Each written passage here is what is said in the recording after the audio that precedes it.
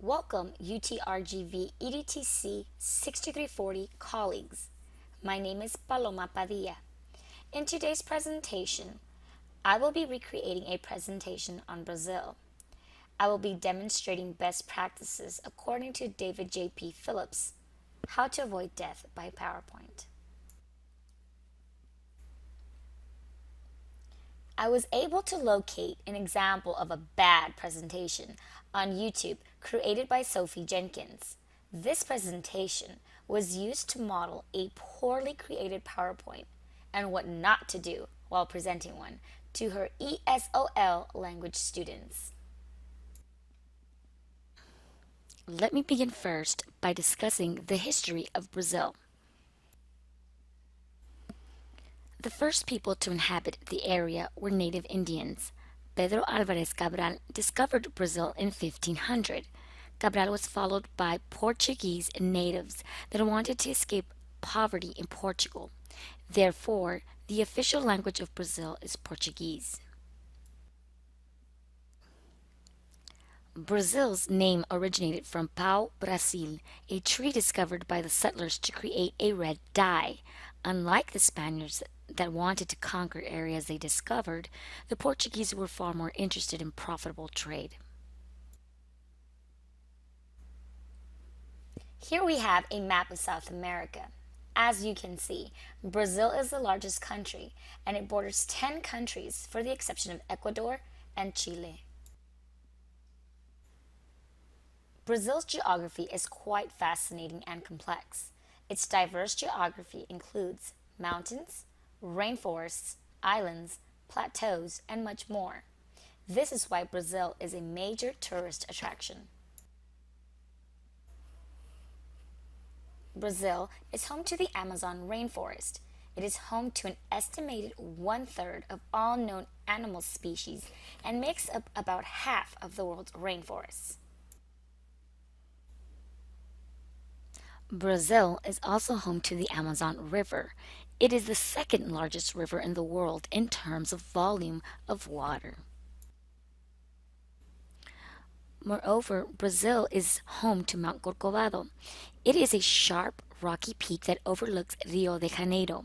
On the top, you will find a statue of Christ the Redeemer. The statue measures 98 feet and it is Rio de Janeiro's most widely recognized landmark. Due to the varying heights above sea level of the Brazil landscape, as well as the proximity to the coast, the climate varies somewhat from region to region. There are 5 distinct climatic zones in Brazil: equatorial, tropical, semi-arid, oceanic, and subtropical. The equatorial zone is near the equator, and this is where you find rainforests. This area is very humid and has frequent heavy rainfall. The tropical zone is usually humid and dry. The semi-arid zone receives less rain than they actually need to make up for evaporation, but not so much less that the area becomes a desert. In the oceanic region, it is typically warm, but not hot, and it is cool in the winter. In the deep south of Brazil is the subtropical region. It is mildly warm in the summer and it can get cold in the winter. Frost may appear and snow may be present on high plateaus and mountain areas. And finally, let's take a look at Brazil's culture.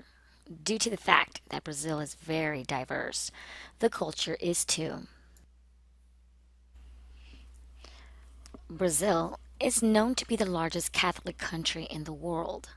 Catholicism was introduced to Brazil by European settlers. Approximately 60 to 70% of Brazilians consider themselves Roman Catholic. One word that I had trouble pronouncing was feijoada.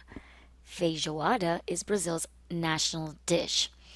Some believe it was influenced by Portuguese, but others argue that it was influenced by African slaves.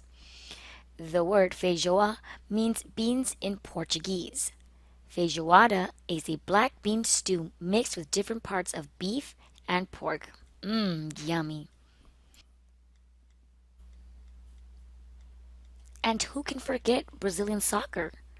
Soccer is the most popular sport in Brazil. Brazil holds a record of 5 World Cup titles. They won in 1958, 1962, 1970, 1994, and 2002. Carnaval is the most famous holiday in Brazil. It is filled with music, parades, costumes, and looks so much fun. The carnival is held 46 days before Easter. Carnaval originated from a pagan festival known as Saturnalia, which adapted to Christianity. It's no wonder why Brazil is very popular among tourists. It has beautiful natural attractions like the Amazon River, the Amazon rainforest, beaches, mountains, plateaus, and so much more. The best way to get a taste of Brazilian culture is attending your own carnaval.